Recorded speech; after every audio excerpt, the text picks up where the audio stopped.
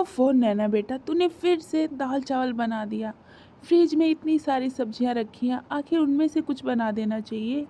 सादा सादा दाल चावल खाना कुछ अच्छा नहीं लगता। माँ, आप जो बनाए उसे खा लो ना। आपको पता है ना सब्जी बनाने में कितना समय लगता है। पहले उसे धो, छीलो, फिर काटो, फिर बनाओ। इतना काम मुझसे नहीं होता है। अरे, कल अगर ससुराल जाएगी तो क्या तू वहाँ पे भी इसी तरह खाना बनाएगी? वहाँ पे तो तुझे तरह तरह के खाना बनाना पड़ेगा बेटा, तरह तरह की सब्जियाँ। आखिर ससुराल रहेगा वो तेरा, समझी? माँ, इसलिए तो कहती हूँ कि मेरे लिए एक बड़ा सा ससुराल ढूंढना, जहाँ पर मैं जाकर रानियों की तरह आराम कर सकूँ।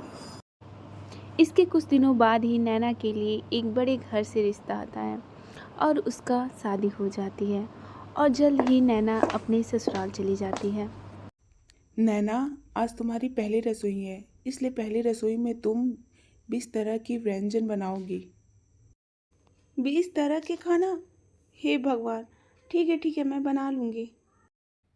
और परेशान नैना कुछ देर में ही देखती ढेर सारा खाना बना लेती है, और वह जिससे कि बहुत ज़्यादा थक जाती है। नैना खाना बना रही होती है, तभी वहाँ पर उसकी जेठानी आ जाती है।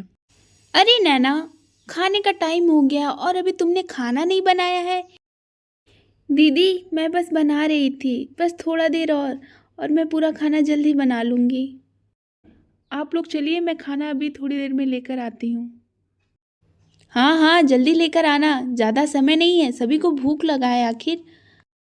वो तो ठीक है नैना, बट तुम्हें जल्दी करना चाहिए था, तुम्हें ध्यान रखना चाहिए था कि सभी को भूख लगी होगी। इतनी लेजी हो तुम। नैना, कोई बात नहीं, जल्दी से तुम खाना बनाकर लेकर आओ, ठीक है? और सभी लोग वेट कर रहे हैं तुम्हारा।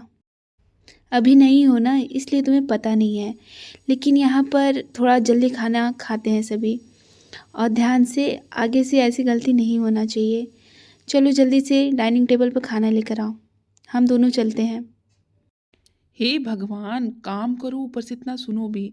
अकेले इतनी सारी सब्जियां बनाना है, कोई हेल्प भी नहीं कर सकता है मेरी। कुछ देर बाद, हे भगवान, आपने मेरी इतनी बड़े घर में शादी क्यों कर दी? इतना इतना सब खाना खाते हैं, आखिर इतना खाना जाता कहाँ है? इतना खाना खाने के बाद भी इन सबको मीठा खाना है। अभी तो खीर बनाया था, फिर से खीर। नैना बेटा, क्या बोले जा रही हो? वैसे तुम्हारी नंद आने वाली है, उसके लिए कुछ अच्छा अच्छा खाना बना देना। सास की ऐसी बातें सुनकर नैना को बहुत गुस्सा आ जाता है, और नैना अपने रूम में चली आती है। हे भगवान, मैं कहाँ जाऊँ, क्या करूँ? नैना, आखिर तुम अचानक से किचन से क्यों चली आई? सासू माँ ने तुम्हें कुछ बनाने के लिए कहा था ना, और इस तरह आना क्या ठीक बात है? किचन में आकर खाना बना देना, मैं चलती हूँ। हे भगवान! सब बस हुक्म चलाए जा रहे हैं, ये नहीं कि आकर थोड़ा हेल्प करा दे किचन में। आखिर मैं भी तो एक इंसान ही हूँ, करूँ तो करूँ क्या? क्या हुआ नैना? तुम इस तरह मुंह क्यों लटकाई हुई हो? सब ठीक तो है? बोलो भी, क्या हुआ? कुछ नहीं, सब ठीक है, बस घर की याद आ रही थी। माँ की बहुत याद आ रही थी। मुझे किचन में कुछ काम है, मैं चलती हूँ। और अभी दिन भी नहीं बीता था कि नैना फिर से किचन में आकर खाना बनाने लगती है, और ये सब देखकर नैना बहुत ही फ्रस्ट्रेट हो जाती है। तभी नैना की सास आती है। नैना, खाना बना ली हो? तो रिया आ गई है, उसे जाकर थोड़ा खाना परोस देना, तो बहुत थकी हुई है, ठीक है? इसके बाद नैना खाना लेकर रिया के पास जाती है। दीदी, मैंने खाना ला दिया है, अब आप खा कर बताइए कि खाना मैंने कैसा बनाया है। आपके सब मनपसंद का ही बनाया है। खाना को देखकर रिया को बहुत ही गुस्सा आ रहा होता है। तभी रिया, ये आप खाना लाई हैं? बेइज्जती कर रही है मेरी। मायके में भी आने के बाद मुझे ये सब खाना पड़ेगा? क्या आपको मेरे टेस्ट के बारे में पता नहीं है? गीता भाभी, कहाँ हैं आप? तभी नैना की जेठानियाँ आ जाती हैं। भाभी, आज तक मेरी बेइज्जती इस घर में नहीं हुई थी, आज पहली बार मुझे बहुत इंसल्ट लग रहा है।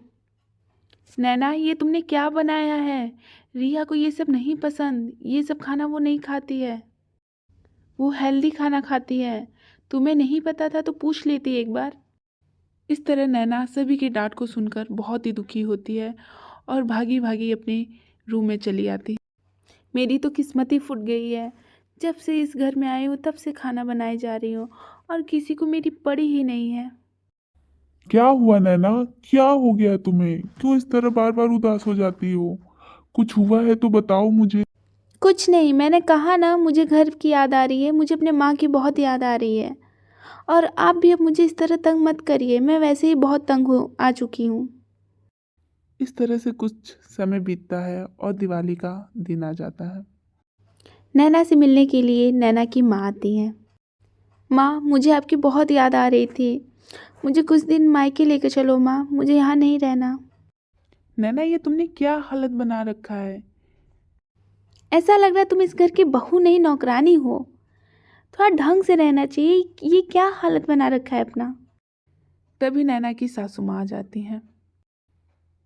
नैना, अगर माँ से बात हो चुका हो तो काम में लग जाओ, आज दिवाली है, आज तुम्हें 56 भोग बनाना पड़ेगा।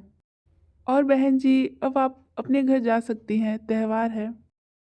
दिवाली की रात हो जाती है।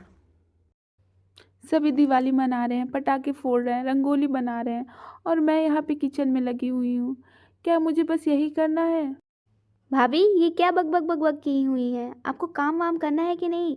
हम सब जा रहे हैं दिवाली मनाने, और आप यहाँ पर जल्दी से खाना बनाकर तैयार रखिए। हाँ, तुम लोग के लिए तो दिवाली है, मेरे लिए कहाँ दिवाली है, मैं तो नौकरानी हुई हूँ ना। हैप्पी दिवाली भाभी, आप दोनों लोग बहुत अच्छे लग रहे हो। और आप बताइए मैं कैसी लग रही हूँ? मैं भी अच्छी लग रही हूँ ना? 5 लाख का लहंगा पहनी हुई हूँ मैं। चलिए अब रंगोली बनाने चलते हैं। गीता बहू कहाँ हो? जल्दी से इधर आओ। गीता जी। माँ जी, आपने बुलाया? क्या वह सब तैयारी तो हो चुकी है, नैना किचन में खाना बना रही है और हम सब चलते हैं बाहर। हाँ, मैं उसी लिए बुला रही थी। अब सब लोग चलो मेरे साथ बाहर, चलो पटाखे वटाखे जलाते हैं। और नैना तो खाना बना ही रही है। इसके बाद सभी दिवाली मनाने के लिए चले जाते हैं और वहीं दूसरी तरफ नैना अकेले ही खाना बना रही होती है। वहीं दूसरी तरफ सब अकेले ही पटाखे छोड़ रहे होते हैं। वाह, कितना सुंदर लग रहा है, कितना अच्छे से घर सजा हुआ है और सभी लोग दिवाली कितने अच्छे से मना रहे हैं। मैं तो बहुत खुश हूँ। भाभी, अब चलिए रंगोली बनाने चलते हैं। और भूख भी बहुत तेज लगी है, ये नहीं कि थोड़ा सी मिठाई आ जाए। तभी वहां पर राकेश आ जाता है। माँ, नैना नहीं दिखाई दे रही है। सभी दिवाली मना रहे हैं लेकिन नैना कहीं नहीं दिख रही है। क्या आपको पता है नैना कहाँ है? वो किचन में खाना बना रही है, क्या तुम्हें नहीं पता? नैना, नैना तुम यहाँ पे क्या कर रही हो? तुम्हें दिवाली नहीं सेलिब्रेट करनी क्या? और तुम अकेली किचन में लगी हुई हो? तो मैं क्या करूं, पूरा काम मुझे अकेले दे दिया गया है। नैना इस तरह बोल रही होती है, तभी उसे चक्कर आ जाता है और वहाँ पर वह गिर जाती है। इसके बाद राकेश नैना को रूम में लेकर जाता है और नैना की हालत को देखकर राकेश को बहुत गुस्सा आता है। इसके बाद राकेश पूरे घर वालों को बुलाता है। माँ, मैं ये जानना चाहता हूँ कि क्या नैना ही अकेली इस घर की बहू है? क्या वह इस घर की बहू है या नौकरानी है? पूरा काम अकेले नैना को दे दिया जाता है। आखिर वो भी एक इंसान है, उसको भी दिवाली मनाना है। लेकिन नहीं, पूरा अकेले काम नैना को। आखिर इस तरह उसके साथ क्यों व्यवहार किया जा रहा है? राकेश की बातों को सुनकर और नैना की हालत को देखकर पूरे घर वालों को अपनी गलती का एहसास होता है। और इसके बाद सभी नैना से माफ़ी मांगते हैं। इसके बाद सब ठीक हो